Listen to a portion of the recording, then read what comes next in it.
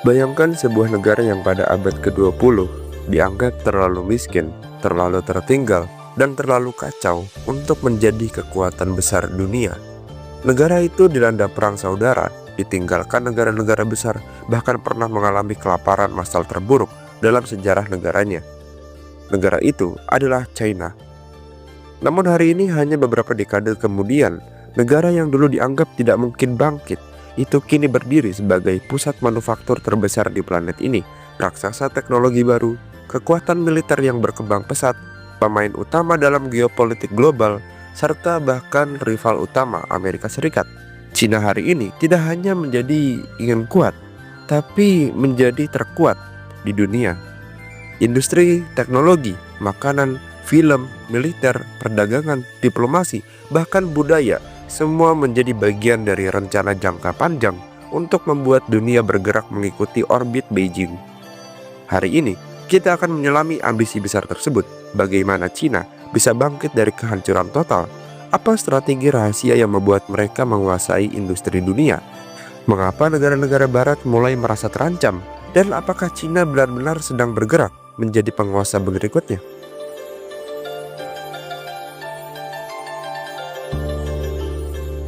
Untuk memahami Cina sekarang, kita harus kembali ke masa ketika mereka berada di titik terendah. Ketika Cina baru saja selesai perang saudara, perekonomian hancur, kelaparan melanda, industri hampir tidak ada. Mao Zedong yang mengambil alih negara yang tidak siap memasuki era modern. Program radikal seperti Great Leap Forward serta revolusi kebudayaan justru membuat jutaan korban jiwa dan membuat perekonomian mundur puluhan tahun.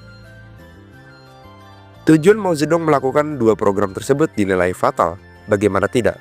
Mao menargetkan Cina melompati tahap pembangunan mengejar Inggris dalam waktu 15 tahun. Melalui industrialisasi kilat dibarengi dengan pertanian. Petani dipaksa meninggalkan pertanian untuk membuat baja di tungku halaman belakang. Ditambah, beberapa laporan dipalsukan oleh pejabat lokal karena takut dianggap oposisi atau menganggap program Mao Zedong gagal. Tak hanya itu, rakyat Cina yang masih berada di garis kemiskinan dari masyarakat agraris dipaksa berubah menjadi masyarakat industri.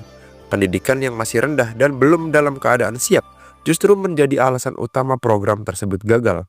Ditambah, banyaknya pemilik modal yang dipaksa menjual tanah atau properti kepada negara membuat Cina terisolasi, tertinggal, dan nyaris tidak memiliki masa depan. Namun segalanya berubah setelah Deng Xiaoping mengambil alih kepemimpinan. Ia menciptakan revolusi baru, bukan dengan senjata, tetapi dengan ekonomi. Di masa Deng Xiaoping, untuk pertama kalinya, Cina menerima investasi asing, pembangunan pabrik, perdagangan global, kapitalisme ala komunisme, dan hasilnya luar biasa. Dalam 20 tahun saja, GDP Cina naik 1000%. 800 juta penduduk keluar dari zona kemiskinan. Kota-kota industri tumbuh seperti jamur. Perusahaan asing berbondong-bondong masuk.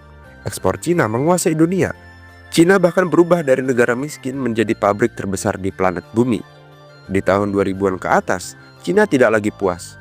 Setelah mereka menjadi pabrik dunia, Cina ingin meningkatkan ambisinya.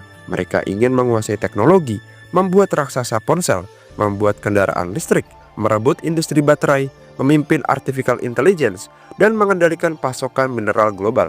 Puncaknya adalah program Made in China 2025, sebuah dokumen yang menegaskan niat Beijing untuk menggantikan dominasi teknologi barat.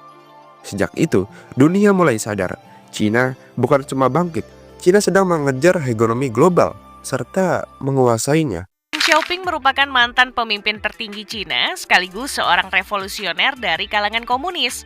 Meski berlatar belakang komunis, Deng punya pendekatan yang cukup progresif di bidang ekonomi.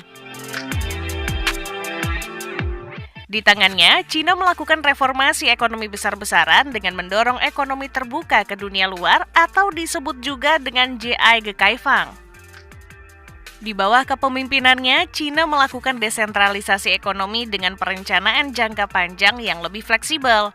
Misalnya, petani Cina diberikan kendali individu atas tanggung jawab produksi dan keuntungannya. Berbagai perusahaan di Cina juga diberi kebebasan dari kendali dan pengawasan pemerintah pusat.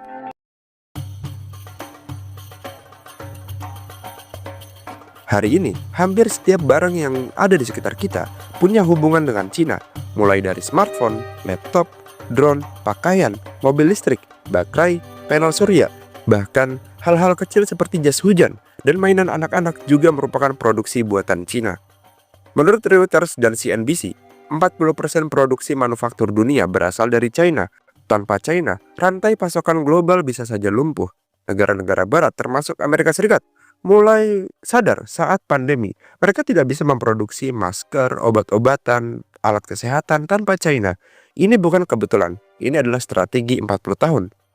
Pada tahun 2025 sampai 2026, mobil buatan China yaitu BYD melampaui Tesla sebagai produsen mobil listrik terbesar di dunia, produsen baterai terbesar di dunia. Semua negara ingin mengurangi bensin. China sudah menguasai pasokan teknologinya. Sementara itu, rare earth merupakan menjadi senjata diam Cina. Lebih dari 70% rare earth dunia, 80% granit dunia, 90% komponen baterai EV dunia dikendalikan oleh China. Rare earth sendiri adalah DNA teknologi modern seperti chip, satelit, AI, pesawat tempur, rudal, robot industri. Jika China menghentikan ekspor dunia, bisa saja berhenti berfungsi. Itulah kekuatan ekonomi China.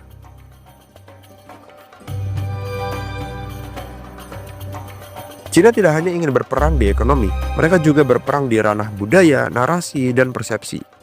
Di industri perfilman, China membuat film beranggaran ratusan juta dolar yang mempromosikan nasionalisme, kehebatan militer, loyalitas kepada negara, serta kejayaan China. Film seperti Wolf Warrior dan The Battle of Lake Changjin merupakan sekadar hiburan. Ini adalah propaganda modern dengan kualitas Hollywood. Ditambah, fenomena drama Cina yang belakangan ini mendunia menjelaskan bahwa Cina tidak hanya ingin fokus di satu bidang industri, tetapi semuanya mereka berusaha menjadi penguasa. Produksi film China dan drama China telah mengalami lonjakan luar biasa dalam popularitas global, didorong dengan kemajuan teknologi streaming, investasi besar dari pemerintah dan swasta, serta adaptasi konten yang disesuaikan dengan permainan psikologi menjadi senjata tersendiri bagi industri perfilman Cina. Beberapa aplikasi mereka juga mendunia seperti TikTok yang bahkan menjadi salah satu aplikasi sosial media yang dipakai hampir setiap smartphone yang ada di dunia. Tak hanya itu, China juga memperluas jaringan media global seperti CGTN, Xinhua, China Daily. Mereka membuka kantor di Afrika, Amerika Latin, Eropa Timur, serta Asia Tenggara. Tujuannya jelas, mengimbangi narasi CNN, BBC, AP, dan Reuters.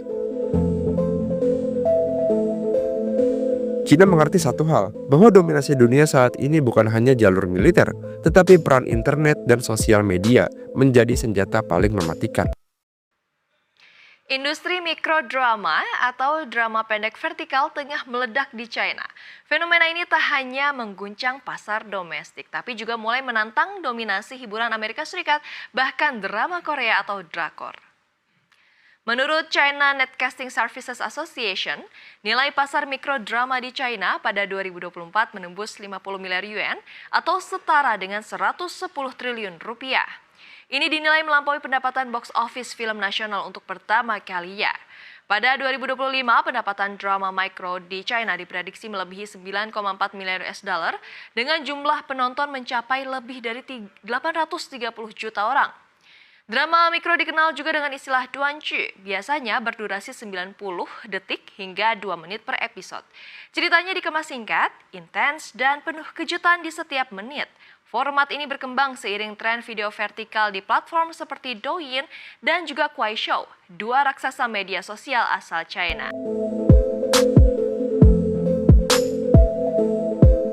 Menurut laporan Pentagon di tahun 2024 sampai 2025, China memiliki angkatan laut terbesar di dunia, rudal hypersonic yang sulit dicegat, jet siluman J-20 dalam jumlah yang besar, meningkatkan rudal dan nuklir secara agresif, dan juga pangkalan militer yang ada di luar negeri.